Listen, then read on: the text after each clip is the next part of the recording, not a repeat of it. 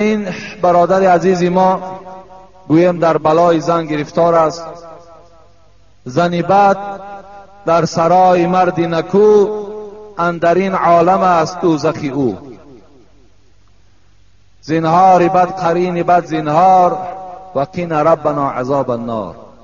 حضرت سعدی گفتند اگر آدم خدا ترس باشد، اگر آدم مسلمان باشد، اگر مرد نمازخوان باشد، لیکن زنی بد داشته باشد، زنی ناسپاس داشته باشد، زنی ناشکر داشته باشد، زنی که با قدر شوهر نمی رسیدگی باشد، زنی که حرمت شوهر به جا نمی آوردگی باشد، زنی که فقط دست شوهر نگاه کند که پول داشته باشد زنی میکند، پول نداشته باشد قهر میکند میرود، گفته است در این عالم الکی تو دوزخی تو برپا شده است. سای دخیوی ای دبی اومگی گارانت خاطی یک هفته در لباسا میشینه. اینجا بسیار نمو داروهای گیاهی هستند. هستای برای پوچکی، یعنی برای گرده ها، سیسید اونیریز هستای، پراستاتید هستای، همچنین ژنسکی زراوی برای پامیت، شیتاویتکا هستای، داولینی نورم هستای برای آدمایی که دیل شده میکنند، داروی سرس هستای، میناکسیدیل هستای برای ریش و موی سر، همچنین برای سمیوان برای بزبالشوی، اکس پیگمنت و صابون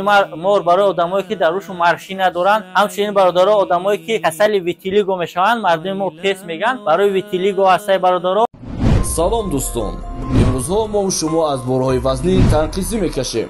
پس برای شما کمپانی حاجی بختیار را توصیه میدهیم که 9 ساله استاژکاری دارد.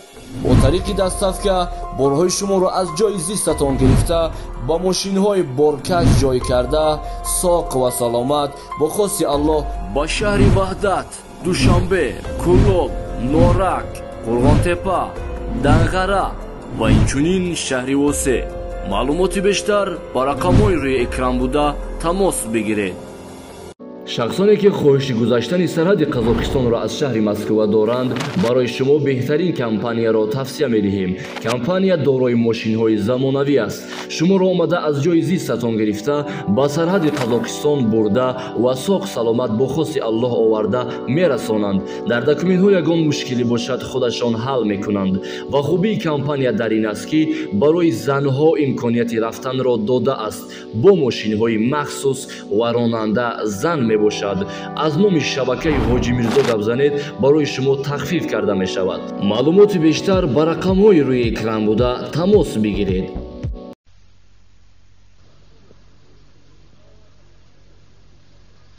بسم الله الرحمن الرحیم. الحمد لله رب العالمین، والصلاة والسلام على رسوله محمد وعلى آله وأصحابه والتابعين إلى يوم الدين. السلام عليكم ورحمة الله وبركاته.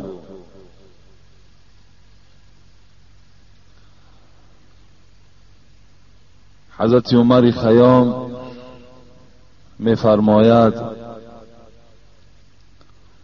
دانی که سپیددم خروزی سحری، هر لحظه چرا همی کند نوحگری.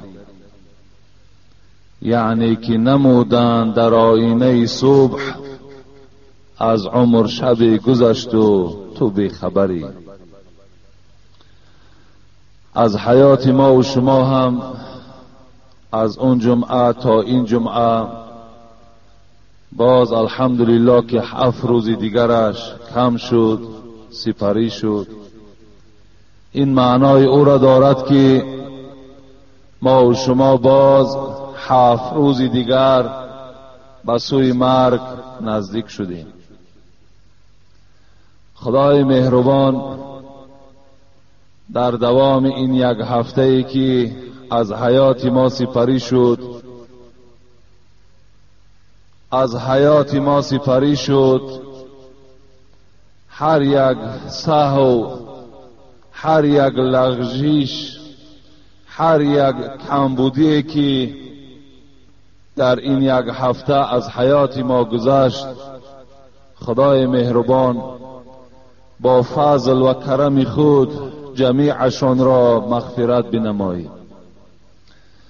و خدای مهربان در هر یک قدمی که برای ادای نماز جمعه این بندگان تو گذاشتند، در قدمشان خدایا در هر یک قدمشان حسنات کتابت بفرمایی و تمام گناهان اهل این جمعیت ما را خدای مهربان مغفرت بگردانی.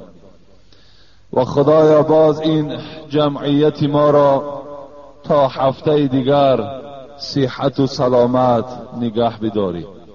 خدایا در دل این بندگانت محبت ذات خودت را، محبت حبیبت محمد را صلی الله علیه و سلم، محبت قرآن و اسلامت را خدایا جایگیر بنما. و خدایا خاتمه کار همه ما بندگانت را به خیر بگردان.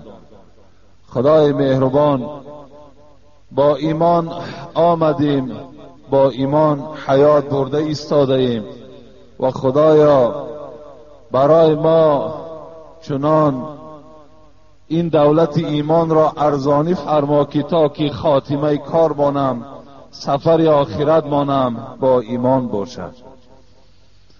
و خدایا گذشتگان ما رحمت و مغفرت بگردانی، بیماری های این جمعیت شفای کامل و شفای عاجل نصیب بگردانی.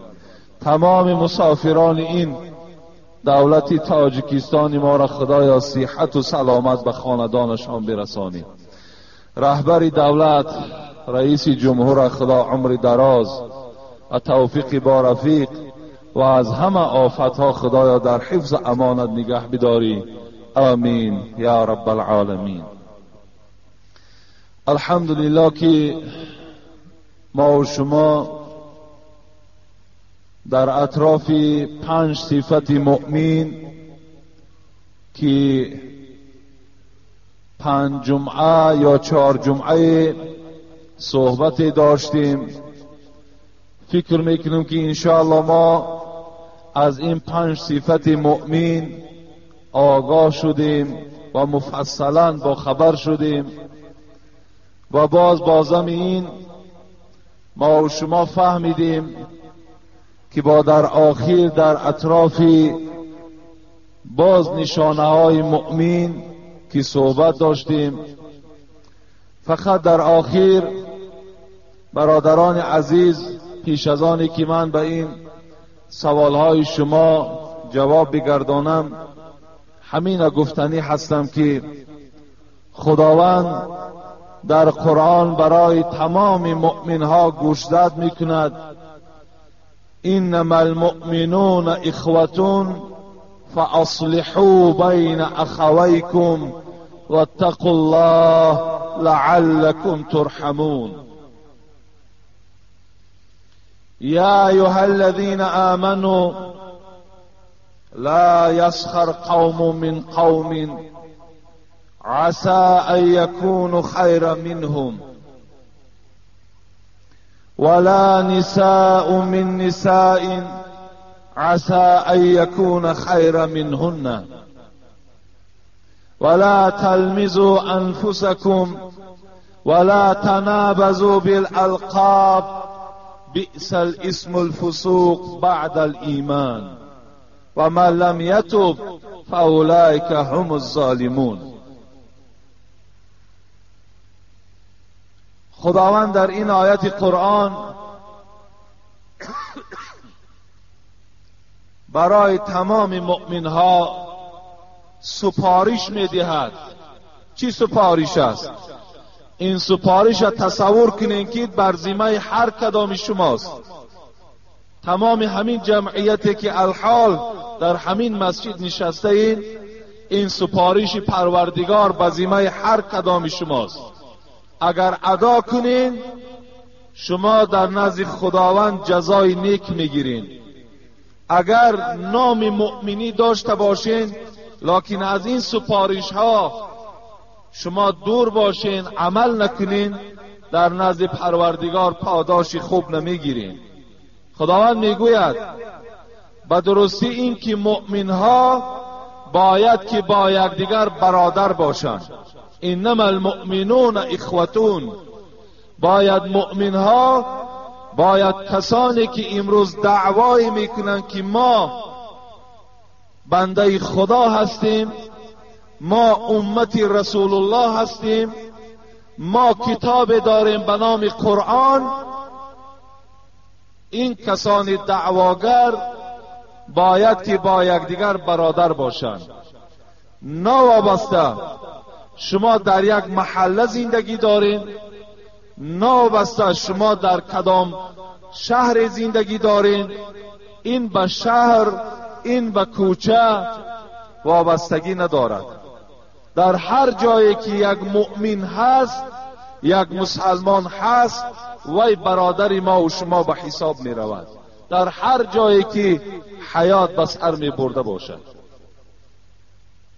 افسوس، صد افسوس، گویم جای تأسف است که امروز برادرهایی که از یک شکم مادر، از یک پدر در یک خانه زندگی میکنند، افسوس که در بینشان برادری وجود ندارد.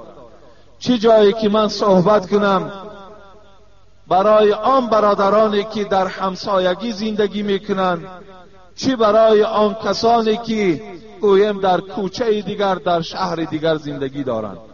امروز بی مهری، بی شفاقتی در بین حتی برادرهایی که در یک خانه حیات به سر میبرند وجود دارد. محبت نیست، در بین یکدیگر بخل، حسد، جنگ و جدال وجود دارد.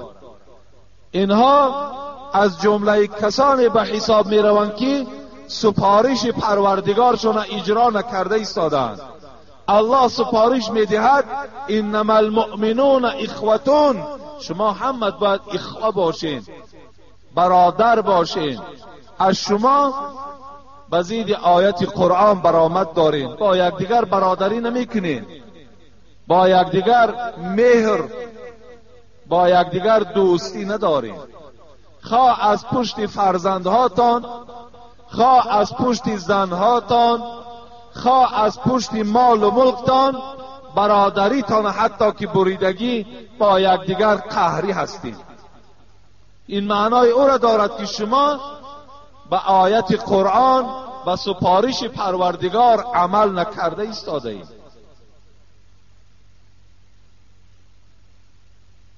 گفتی همون حضرت حافظ شیرازی، این چه شوری است در این دور قمر میبینم، همه آفاق پر از فتنه و شر میبینم. چی شد؟ حضرت میگوید این دور قمر من با دور رسول اکرم صلی الله علیه و سلم مقایسه کنم، فرق بین زمین و آسمان است. چه مهر بود، چه محبت بود، چه دستگیری ها بود. افسوس که اینها همه رنگ دیگر گرفتند. هیچ مهر نه برادر به برادر دارد، هیچ مهر نه برادر به برادر دارد. حضرت میگوید زمانی شد که حتی برادر به برادر مهر ندارد، دوستی ندارد، خواهان نیک برادرش نیست. افسوس که همون زمان امروز بالای ما و شما آمد.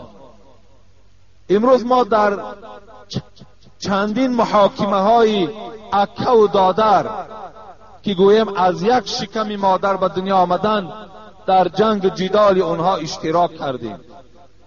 چندین مکتوب های می آید که برادرم دولتدار است، مالدار است، حتی مال زکات بیگانه را می دهد، مرا نمی دهد. همه این معنای چی را دارد؟ معنای این را دارد که امروز برادرای ما را همان دنیایی که رسول اکرم صلی الله علیه و سلم گفتند این مما اخاف علیکم من بعدی، من بر بالای امتم می ترسم از چی؟ من زهرت دنیا و زینتها، ما یفتح علیکم من زهرت دنیا و زینتها. بر بالای شما ای امت میترسم از اینکه دروازه های زینت، دروازه های راحت دنیا بالای شما کشاده می شود و شما برادری و مؤمنیتان فراموش میکنید. انا همون سخن پیغمبری خدا امروز الکه چی شد برای ما و شما نشان داد که حقیقت این سخن رسول اکرم الکه در بین ما و شما آشکار شد. امروز برادری همه دیگر بر مال و ملک است. مال و ملک داری، وظیفه داری، قدر شرف داری، برادر من هستی، و الا اگر از اینها خالی باشی تو برادر ما نیستی. انا همین موضوع الکه امروز جامعه ما و شما را فرا گرفته است. گفتی حضرت سعدی امروز خلق خیش بسیم و بزر کنن، بیزر اگر برادر زو هم حذر کنن. امروز چنان زمانی شد که همه کار فقط به پول و به مال است، دیگر به آداب و به اخلاق و به برادری دیگر هیچ تعلقات ندارد، وابستگی ندارد. بیزر اگر برادر زو هم حذر کنند. ان لكل امت فتنه و فتنه امت المال. حبیب خدا گفتن هر یک امت در یک فتنه دوچار می شد، لیکن فتنه ده که امت من دوچار می شود این مال دنیا هست. انا همین مال دنیا امروز برادری را از بین ما و شما چکار کرد؟ دور کرد. بازیچه است که فی الفریب این متاع دهر، به عقل مردمان که بر او مبتلا شوند. حضرت میگوید نه لایق بر غرور است و نه لایق بر غرور است و نه عزم اعتمادی ها نمی ارزد به این حرفی که کس گوید به من داده است. حتی همین دنیایی که بر شما داده است حضرت میگوید لایق نیست این که گویی که من آدم خدا داد هستم، مرا خدا داده است. خداوند میگه فاصلحوا بین اخویکم واتقوا الله لعلکم ترحمون.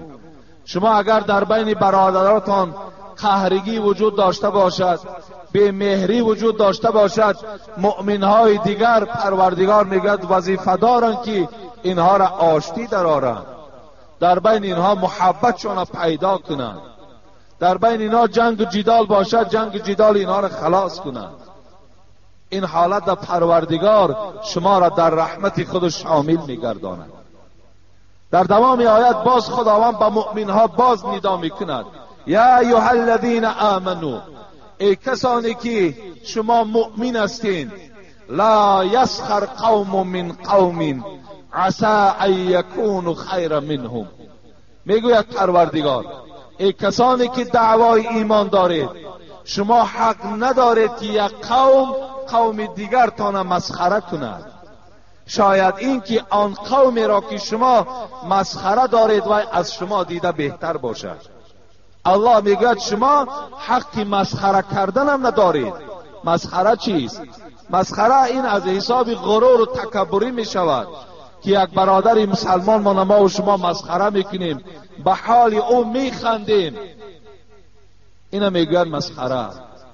الله میگوید شاید آن شخصی را که شما مسخره دارین، آن شخصی را که شما گوییم که آدم هم نمیشمارین، شاید که وای از شما دیده بالاتر باشد، شاید که وای از شما دیده در نزد من شرفش بلندتر باشد. عسى ان یکونوا خیرا منهم ولا نساء من نساء عسى ان یکون خیرا منهن. باز خداوند به زنهای مؤمن خطاب دارد. ای زنهای مؤمن، شما دیگر زنهایی که از قوم دیگر باشند یا از خواهر و همسایگی شما باشند، شما اونها را مسخره نکنید. شاید که آن زنهایی را که شما مسخره دارید اونها از شما دیده باز چی باشند؟ بهتر باشند. ولا تلمزوا انفسکم، شما در حق یک برادرتان عیب جویی نکنید.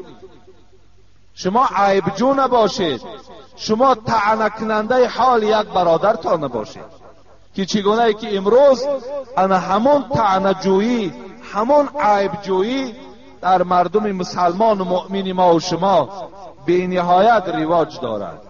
الله میگوید این نشانه مؤمنی نیست وقتی تو بر برادرت عیبجویی میکنی یا بر بالای برادرت حسد میورزی. ولا تنابزوا بالالقاب بئس الاسم الفسوق بعد الایمان. الله میگوید یکدیگرتان لقب نگذارید، یعنی یکدیگرتان منافق و یکدیگرتان فاسق و یکدیگرتان یهودی و نصرانی و یکدیگرتان کافر نگویید. چه بدنامی هست برای آدم مؤمن. در آخر الله چی گفت؟ کسی که توبه نمی کند، یعنی کسی مسخره کننده است، کسی که عیبجو هست، کسی حسد برنده هست، کسی لقب گذار است، اگر از این خصلت‌ها توبه نکنند اینها از جمله زیانکارها، از جمله ظالمان به حساب می روند. برادرای عزیز، رسول اکرم صلی الله علیه و سلم می فرماید مثل المؤمنین فی توادهم و تراحمهم و تعاطفهم مثل الجسد. مثال مؤمن ها در دوستی، در رحم و در مهربانی باید مثال یک جسد باشند. اذا اشتکا عضو منه تداعی له سائر الجسد. حبیب خدا گو مثل این که اگر یک جسد شما دردمند باشد باید تمام بدن شما را دردمند کند. یعنی اگر یک حال برادر شما ناخوب باشد باید همه شما ناخوب باشین. اگر در خاندان یک برادر شما بهبودی و اگر خرسندی باشد در همه شما باید بهبودی و خرسندی باشد. فقط همین در آخر به همه شما رسانیدنی هستیم که برادرای عزیز باید که اگر خواهیم که همین نامزدی مؤمنی از دست ما و شما نرود و ما و شما گوییم با زبان مؤمن نباشیم، نیکخواه یکدیگر باشیم، یکدیگر ما دوست داریم، یکدیگر ما احترام کنیم، در حق حتی همسایه داری هامان، در حق رفیقی هامان، در حق در کدام جهتی نباشد باید که ما و شما با یکدیگر یک مهر و یک محبت داشته باشیم. این حالت مؤمنی ما و شما چی می شود؟ پرره و مستحکم می شود.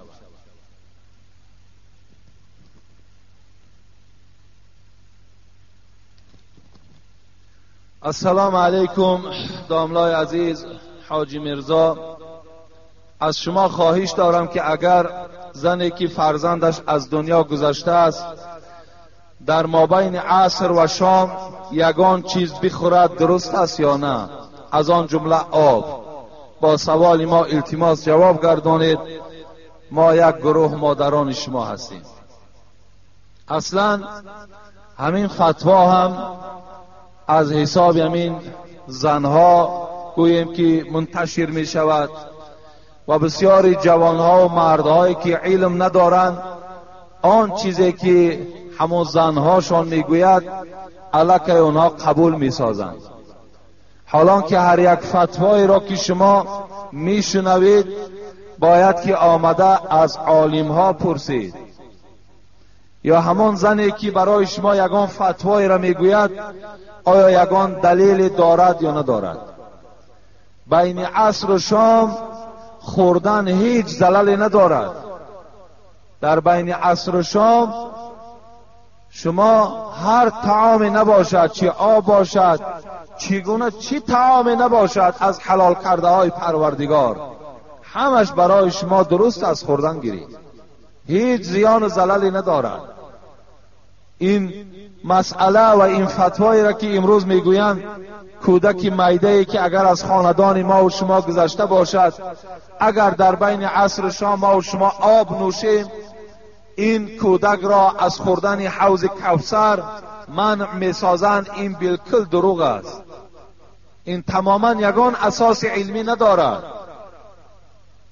اینا تماما یگان پایه ندارند.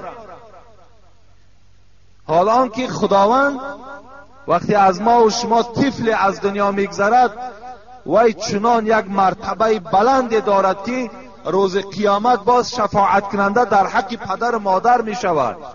چگونه این گونه فرزند نمیگذارند که از حوض کوثر و آب نوشد؟ برای طفلایی که خوردن نابالغ از دنیا گذشتن تمام جنت در اختیارشان است. هر جایی که میخواهند سیاحت میکنند، هر جایی که میخواهند خواب میکنند. هر نعمتی که در جنت وجود دارد برای این طفلها چی است؟ روا است و خوردنش. برای همین این هیچ اساسی ندارد. بین عصر و شام هر طعامی نباشد، چی آب باشد، چی گویم شوربا باشد، چی غیر این چیزی نباشد، خوردنش جایز است. برای اینا میگویم نادرست است که اگر مادامی که نمازی ما و شما نخوانده باشد، وقت تنگ است و وقتی نماز اگر ما از پی طعام خوری شویم شاید که عصر فوت شود. این حالت ده ما و شما عصر میخوانیم بعد خوراک میخوریم.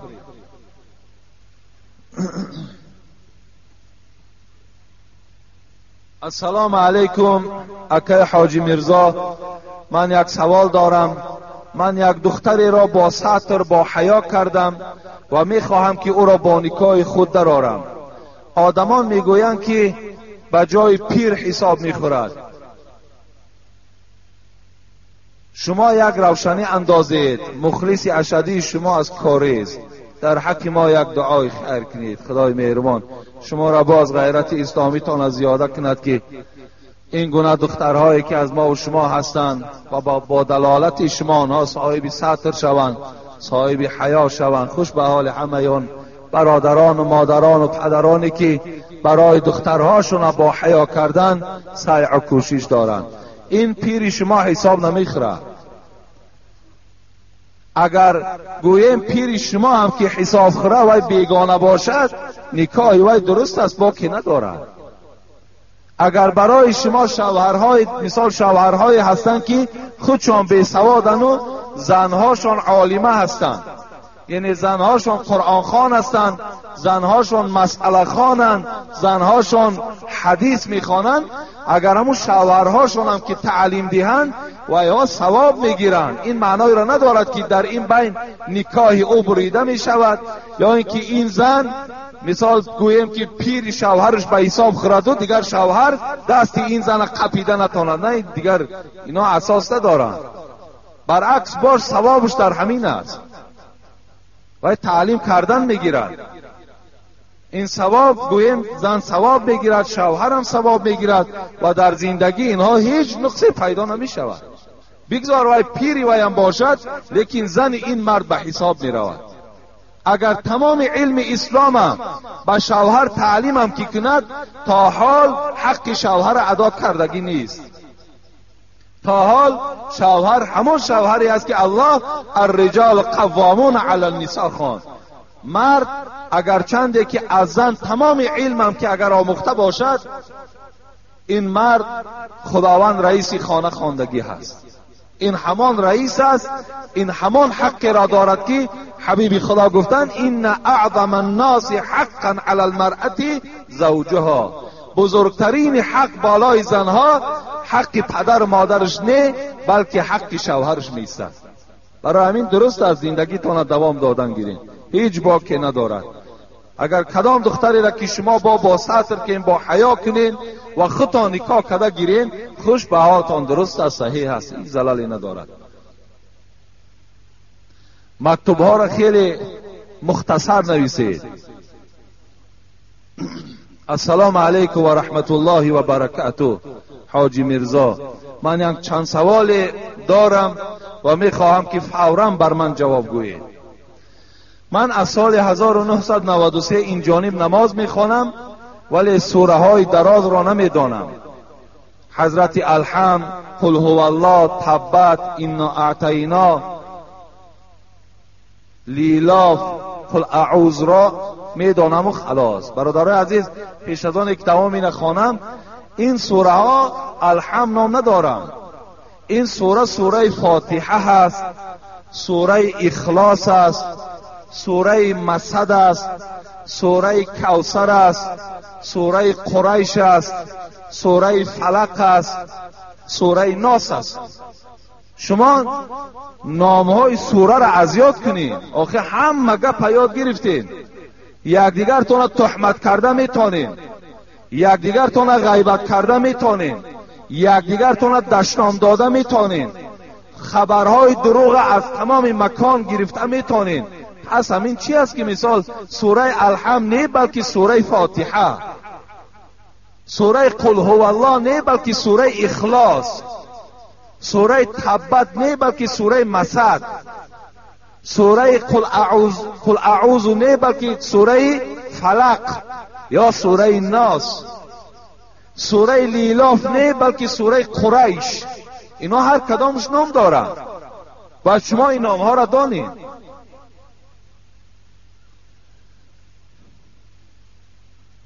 خلاص، چون که میخوانم در یادم نمی ایستد آیا با این سوره های نام برده شده نماز خوانم روا هست یا نه. بلکه البته روا هست. اینقدر سوره ای که شما نام گرفتین با طریق اولا نماز خواندن درست است. دویم، شما گویید که با کدام مبلغ حج رفتن رواست؟ با همان مبلغی که از راه حلال به دست شما آمده است. همان پولی که اگر از طریق حلال به دست شما آمده رسیده است، با همان مبلغ اگر شما حج کنید، اون حج در نزد خدا قبول است.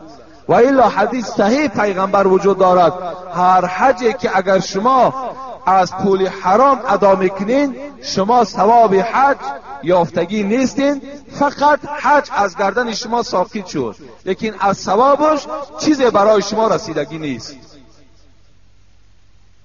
سوم، برای پدر به سر گور فرزند بعد دیدن روزای اول خاک سلام رفتن ممکن است یا نه؟ البته به البته. امروز پدرها فرزنداشون از دنیا میگذرد، زنهاشون یا مادرهاشون میگن که به سر قبر فرزندت نرو، حالا که پدر خودش حق دارد که همان فرزند در گور خودش گذارد، باید با دستهای خودش برده در همون لحد جاش کند. تو از پی فرزندت نرو. برای چی نرو؟ برای که مرده در خانه زیاد می شود. اذا جاء اجلهم لا یستأخرون ساعتا ولا یستقدمون. الله میگوید وقتی اجل شما که آمد، کسی اجل 1 ساعت پیش و 1 ساعت پس کرده نمیتواند. این اجل وقتی است، ساعتی است که پروردگار برای ما مهلتش کرده است، الکی معینش کرده است. دیگر ما نزد فرزندمان رویم نرویم، در نصیب فرزند ما و شما کدام ساعتی که باشد خداوند جان وی میگیرد. جوانای عزیز، اگر از شما فرزند گذشت، با دست خودتان برداشته قبرستان برید، در قبر خودتان جای کنید. خاک سلام است، چیزی نباشد، شما گورستان روین، در حق مرده ها دعا کنین و از این جمعیت گورستان عبرت گیرین.